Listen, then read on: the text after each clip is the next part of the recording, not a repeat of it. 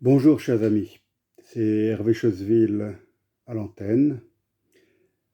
Ravi de vous retrouver pour notre rendez-vous hebdomadaire Panorama Info.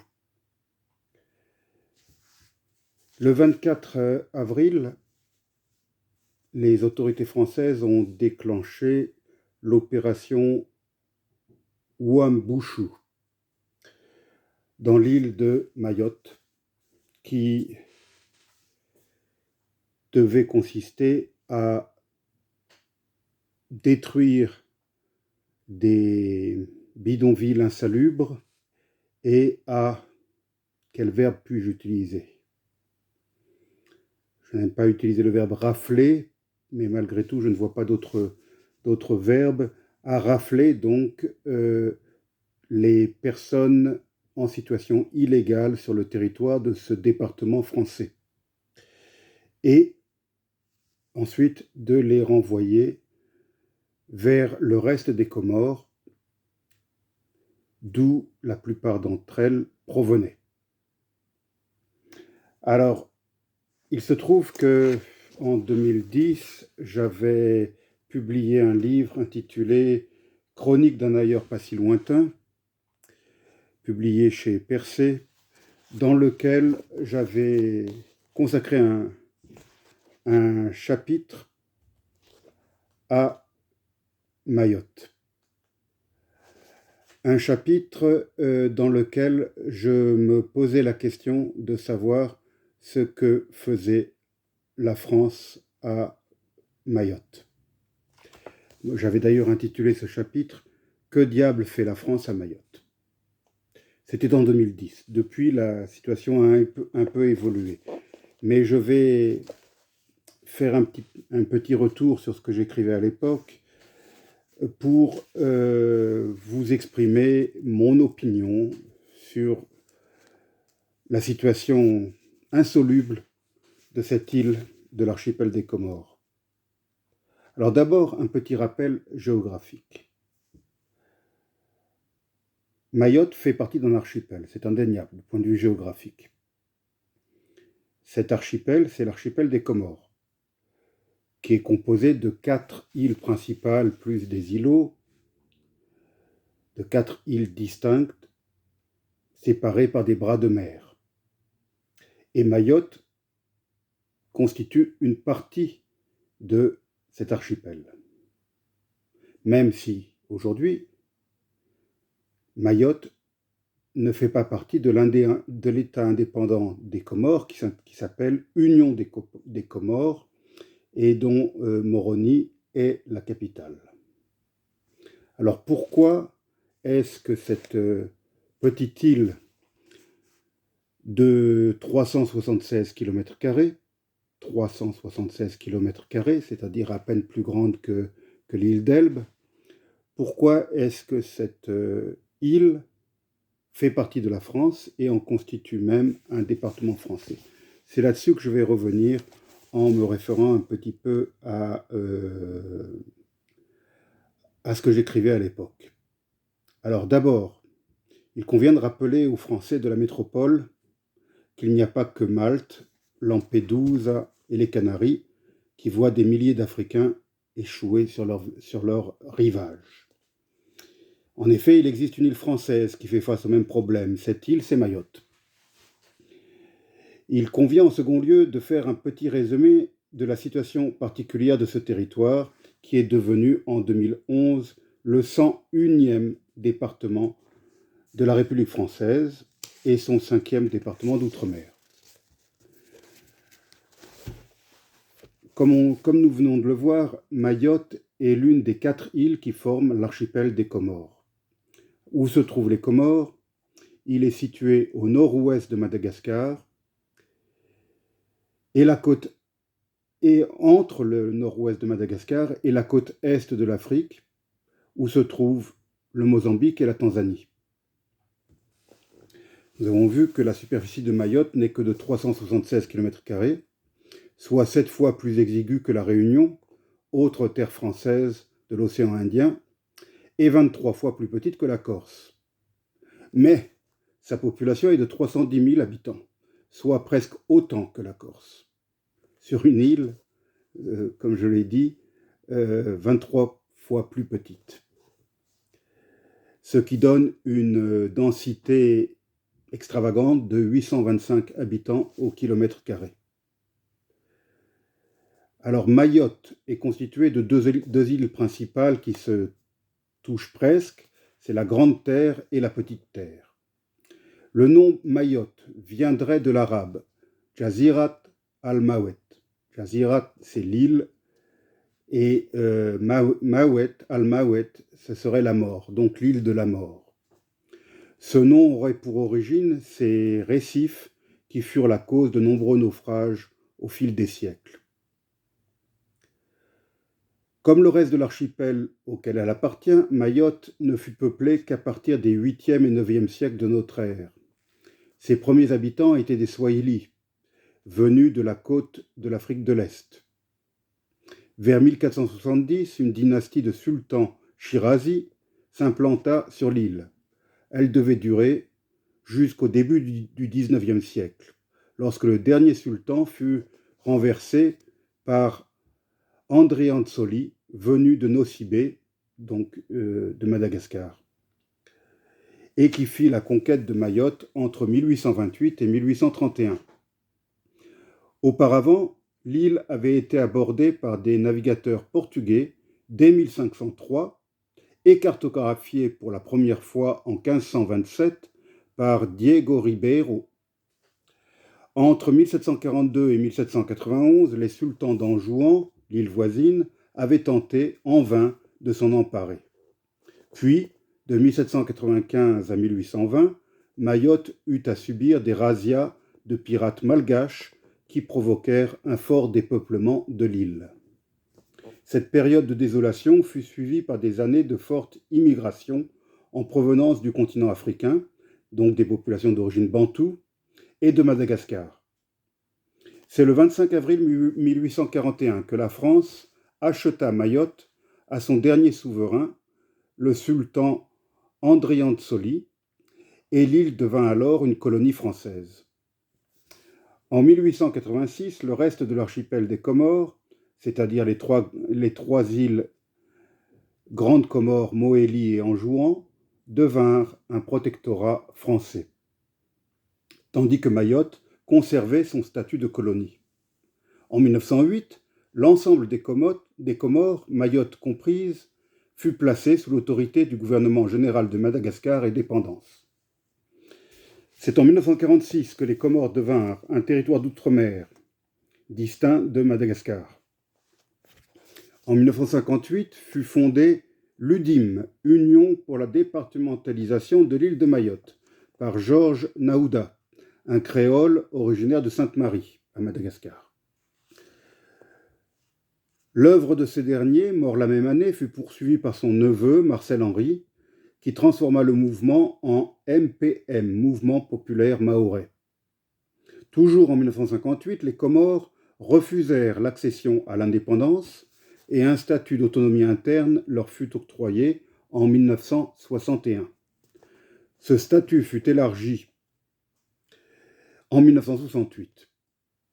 Saïd Mohamed Cher fut le premier président du gouvernement autonome de 1961 jusqu'à sa mort, intervenue en 1970. La capitale, le chef-lieu plutôt, des Comores, qui était jusque-là Dzaoudzi, à Mayotte, fut alors transférée à Moroni en 1966. Moroni, c'est la plus grande ville de l'île de la Grande Comore. Le 15 juillet 1973, des accords relatifs à l'accession à l'indépendance des Comores furent signés.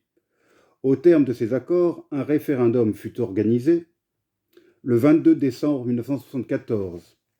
Les Comoriens s'exprimèrent à 90% en faveur de l'indépendance. Le problème aurait alors pu être réglé avec une proclamation de l'indépendance des Comores, comme dans les autres colonies françaises. Mais il n'en fut rien.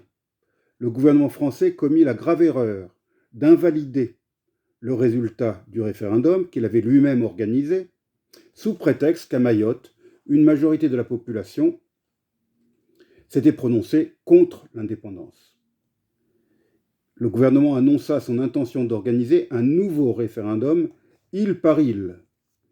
En agissant ainsi, le gouvernement français changeait les règles du jeu en cours de partie, créant ainsi un dangereux précédent.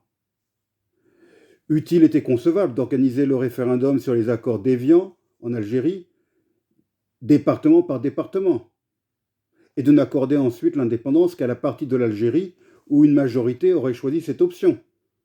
Peut-être qu'à Oran, une majorité des habitants aurait choisi de rester français. Aurait-on pu garder Oran et laisser le reste de l'Algérie suivre un chemin différent? Plus grave, la décision de la France violait la déclaration de l'ONU du 14 décembre 1960 sur l'octroi de l'indépendance aux pays et peuples colonisés.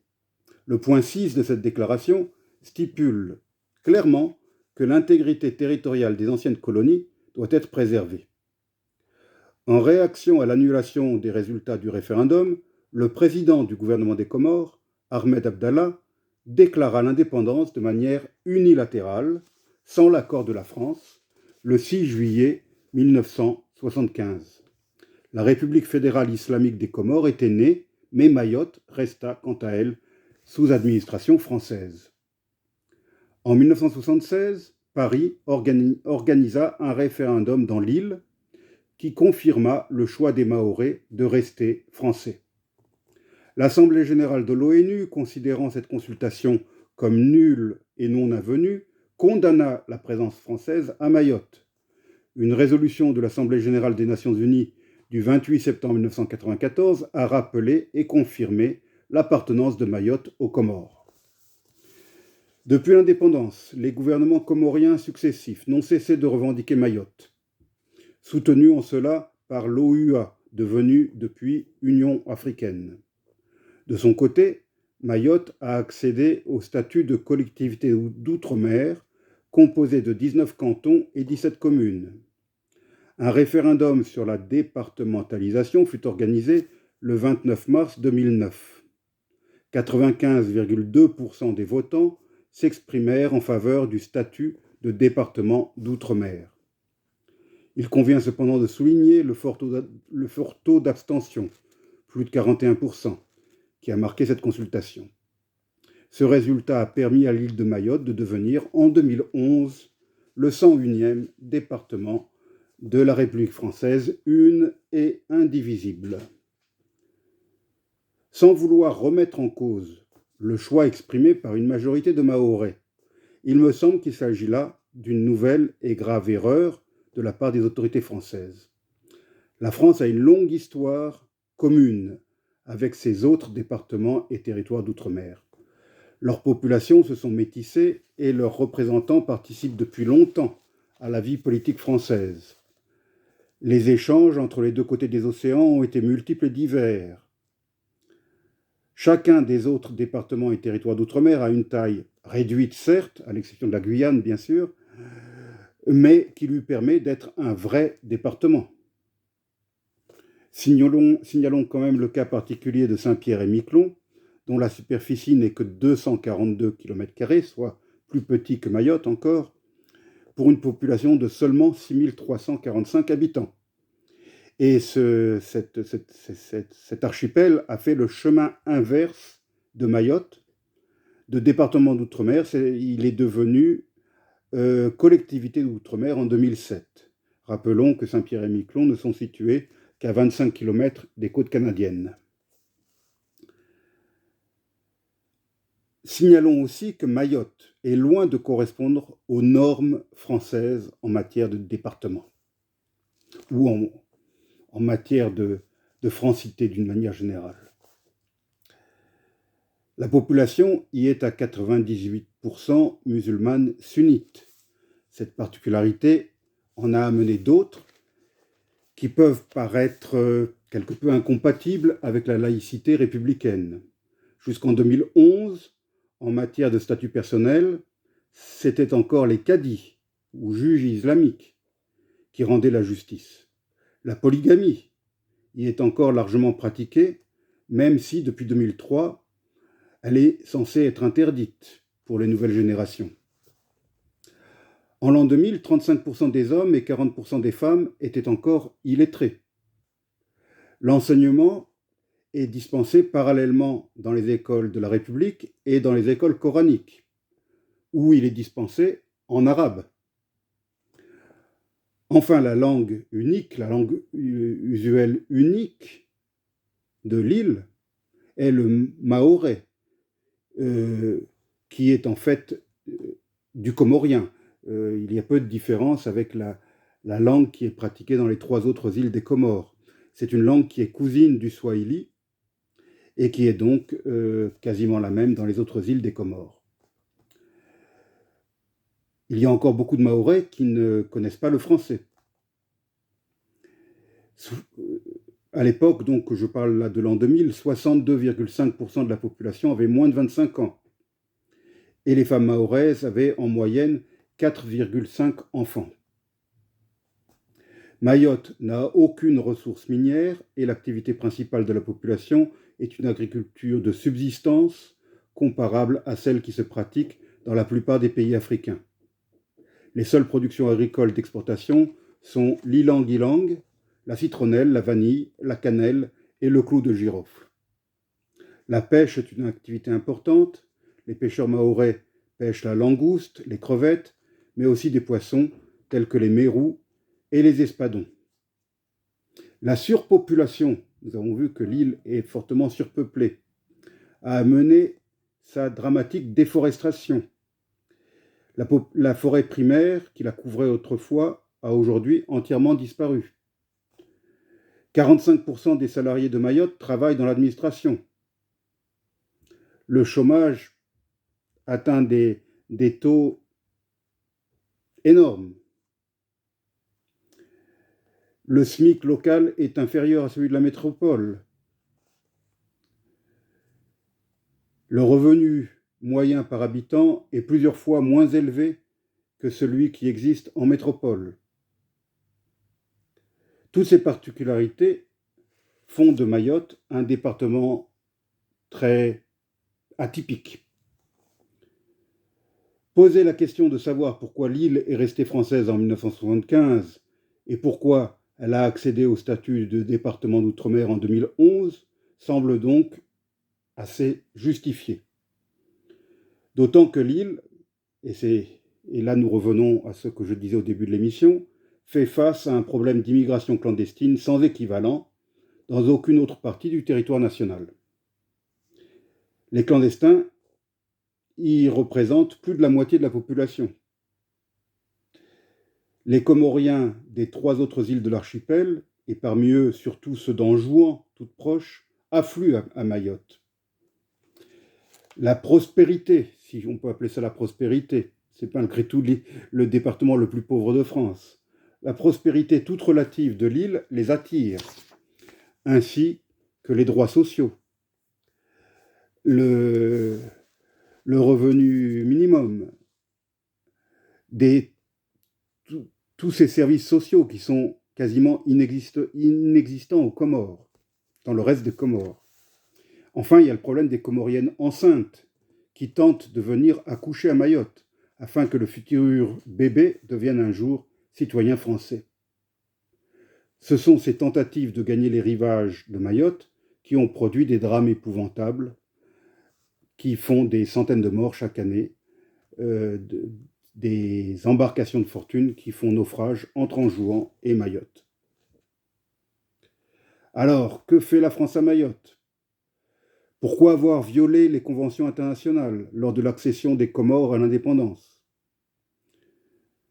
L'archipel des Comores, comme je l'ai dit plus tôt, est formé de 4 îles principales qui partagent la même culture, la même langue, la même religion et presque la même histoire.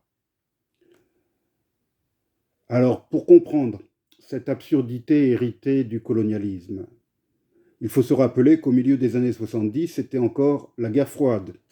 Le Mozambique voisin a accédé à l'indépendance en 1975 et il est rapidement devenu un allié de l'Union soviétique. L'autre voisin, Madagascar, sous la direction de Ratsirak, s'était aussi rapproché de Moscou. La Tanzanie, 3e pays voisin, était elle aussi engagée dans une voie socialisante et anti-impérialiste sous le leadership de son dirigeant historique, Julius Nyerere.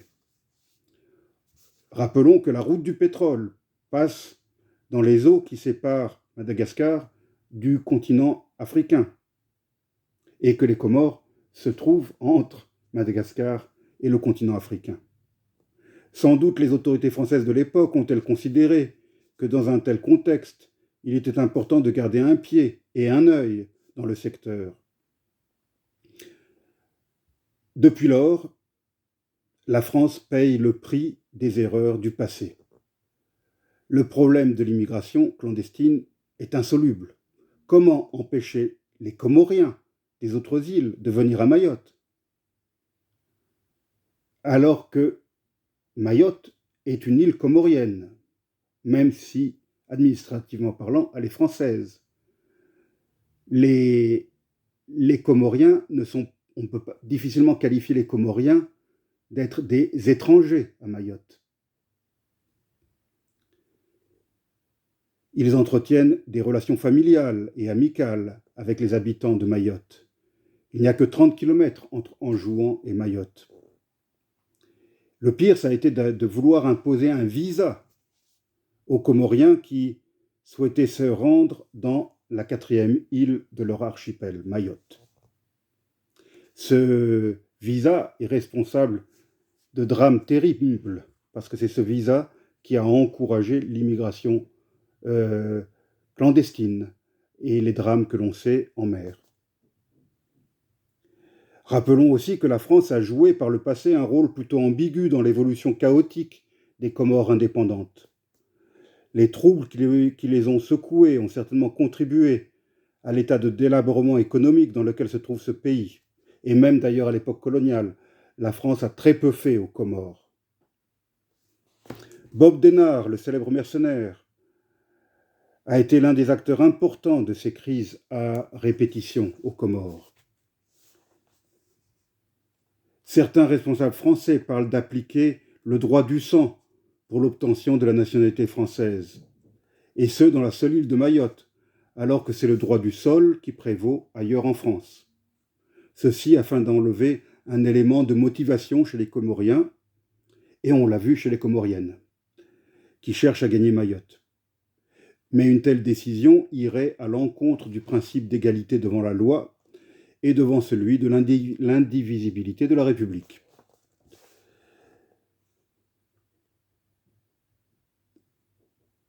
Alors comment résoudre le problème posé à Mayotte ? Est-il encore possible de faire marche arrière, après 50 ans d'intégration progressive de l'île au sein de l'ensemble français ? Il conviendrait pourtant de trouver une solution négociée, permettant aux Comores de se rapprocher de la France et à Mayotte de se rapprocher un peu de l'ensemble comorien, tout en sauvegardant la spécificité de son caractère propre. Les Comores, dernièrement, sont devenues Union des Comores et elles ont adopté un système fédéral plus respectueux de l'individualité de chacune des îles. L'établissement d'un partenariat renforcé avec cet État, favorisant le développement économique de l'ensemble de l'archipel, permettrait peut-être de trouver une solution médiane, une solution comorienne à l'épineuse question de Mayotte. Les Comores sont en effet un État fragile, mais il faut malgré tout signaler que l'actuel président des Comores, M. Assoumani, est devenu il y a peu président pour un an de l'Union africaine. Il a donc une certaine influence sur le continent. Les Comores ont une superficie, donc les 3 îles, sans compter Mayotte, une superficie de 2236 km² et plus d'1 million d'habitants. Ce n'est que le 156e État dans le classement pour l'indice du développement humain. Les Comores ont connu une forte émigration vers Mayotte, bien sûr, mais pas seulement. On dit souvent en plaisantant que Marseille est la plus grande ville des Comores. Et à Marseille, d'ailleurs, il y a une forte communauté comorienne, mais aussi une communauté mahoraise de Mayotte.